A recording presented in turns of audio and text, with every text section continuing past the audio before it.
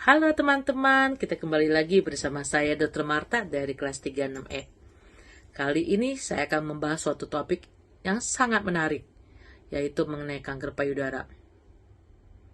Seperti kita ketahui, ketika kita mendengar kata-kata kanker payudara, itu merupakan suatu kata-kata yang sangat menakutkan ya teman-teman.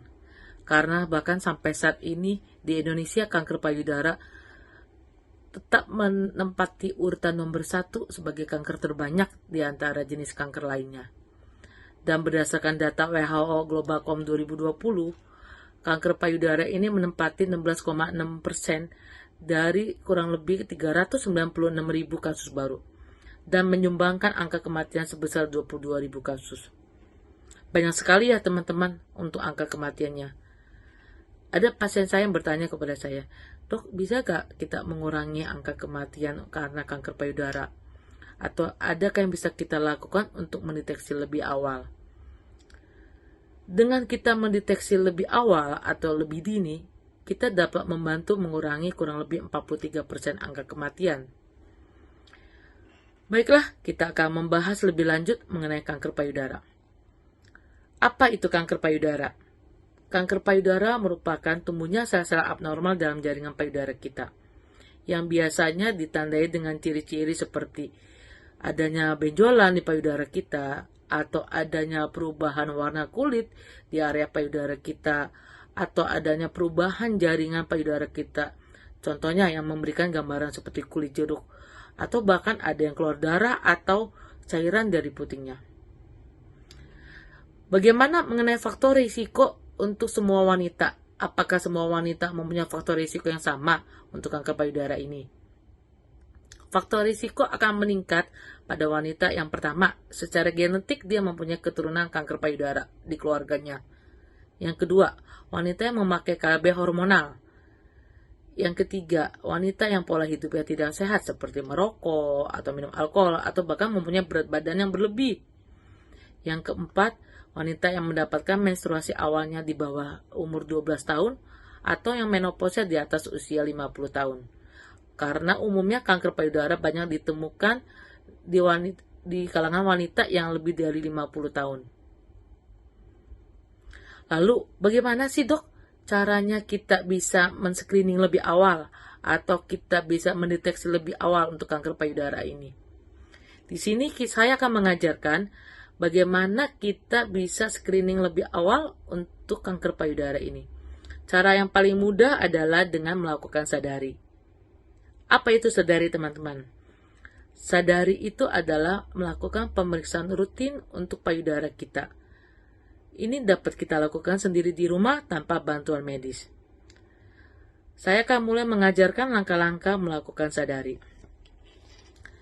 Yang pertama kali, teman-teman berdiri di depan cermin, lalu buka pakaian atas teman-teman, lalu tangannya ditaruh ke arah bawah di samping badan. Lalu teman-teman perhatikan, apakah adanya perubahan bentuk pada payudara, atau adanya benjolan, atau adanya luka pada area payudara. Lalu kita akan mulai memeriksa payudara secara bergantian. Saya akan mencontohkan memeriksa payudara yang sebelah kiri. Pertama kali kita angkat tangan kiri kita, lalu saya akan memakai boneka payudara. Nah, ini dia teman-teman boneka payudaranya. Kita akan mulai memeriksa payudara ini caranya dengan 3 jari.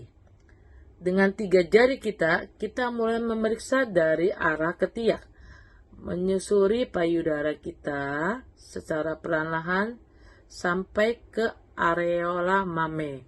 Kita raba apakah adanya benjolan atau tidak, atau adanya perubahan warna kulit di sekitar payudara atau tidak. Lalu selanjutnya kita akan mengecek apakah adanya cairan atau darah yang keluar dari puting. Caranya adalah kita memencet areola mame secara perlahan-lahan. Lalu kita lihat apakah adanya cairan atau darah yang keluar dari puting atau tidak. Screening lebih lanjut kita dapat lakukan dengan USG payudara atau dengan mamografi. USG payudara umumnya dilakukan pada wanita di bawah umur 40 tahun, sedangkan mamografi di atas usia 50 tahun. USG maupun mamografi kita dapat lakukan biasanya 7-10 hari setelah menstruasi. Bahkan saat ini ada pemeriksaan yang lebih canggih lagi seperti MRI payudara.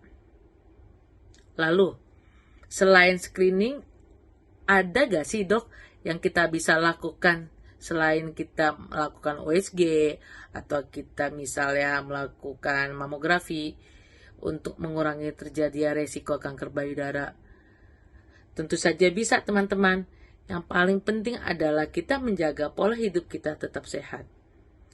Bagaimana sih cara kita menjaga pola hidup supaya tetap sehat? Yang pertama, kita kurangi makan makanan yang banyak terlalu mengandung gula, banyak terlalu lemak, makanan yang mengandung banyak gorengan, ataupun yang terlalu banyak garam. Pokoknya makanan-makanan enak kita harus jaga, jangan terlalu banyak yang mengandung gula ya teman-teman ya. Yang kedua adalah kita harus berolahraga rutin, kurang lebih minimal 30 menit setiap harinya. Yang ketiga yang tidak kalah penting adalah istirahat atau tidur yang cukup. Dan yang terakhir, kita harus selalu menjaga supaya pikiran kita jangan terlalu stres, atau kita menjaga pikiran kita sebisa mungkin tetap positif. Karena dengan pikiran yang sehat, maka kita memiliki badan yang sehat juga. Lalu, apa yang terjadi jika teman-teman mendapati adanya benjolan ataupun mungkin keluarnya darah atau cairan dari puting? Yang paling penting adalah teman-teman segera memeriksakan diri ke dokter. Lalu setelah diperiksa dokter, biasanya dokter akan menganjurkan untuk melakukan USG atau melakukan mamografi. Jika hasil USG atau mamografinya mengarah ke arah keganasan atau ke arah yang mencurigakan terhadap keganasan, biasanya akan dianjurkan dilakukan biopsi atau bahkan operasi.